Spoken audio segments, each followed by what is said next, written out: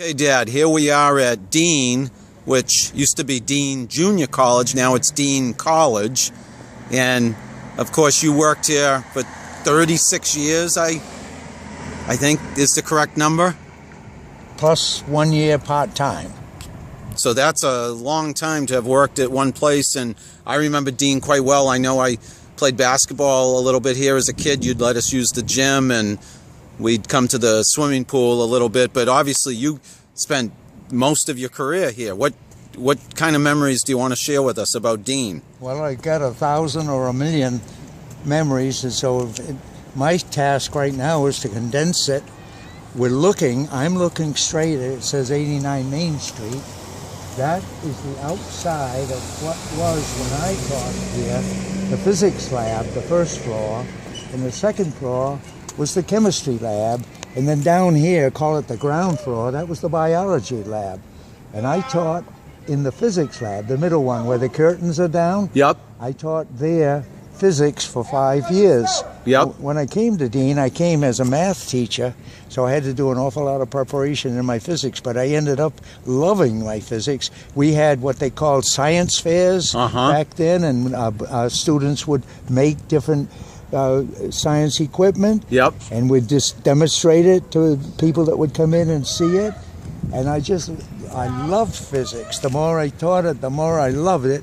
And that's a good suggestion, that when you don't like something, maybe you better take it if you offered it, and you may end up being very surprised at how much you do like it. Because I love that physics very, very much. And then I look at the new science building on the left here. That's where I ended up at the end of my career, because I had become a dean, academic dean, for 11 years, but then I went back to teaching. And so my office was the very far corner, first floor, down there at the corner of Main and Emmons Street, was my office area. And that's where I taught some math in that building. But this was my main building for my early days of teaching.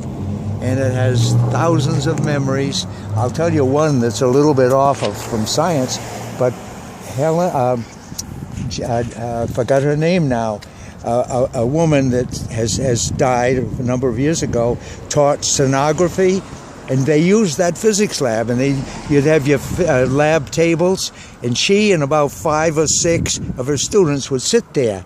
And once I was down in the stock room, down in this ground floor, and all of a sudden I heard screaming upstairs, and I ran up, and the noise was coming from the physics lab.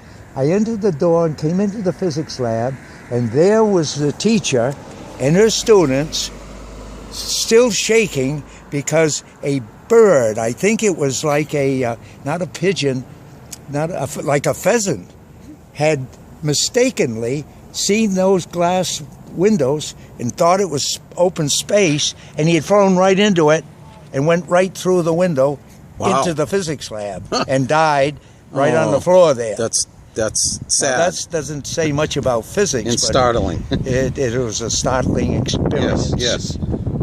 Now, maybe that's a time to stop, or do you want me to talk more, or what?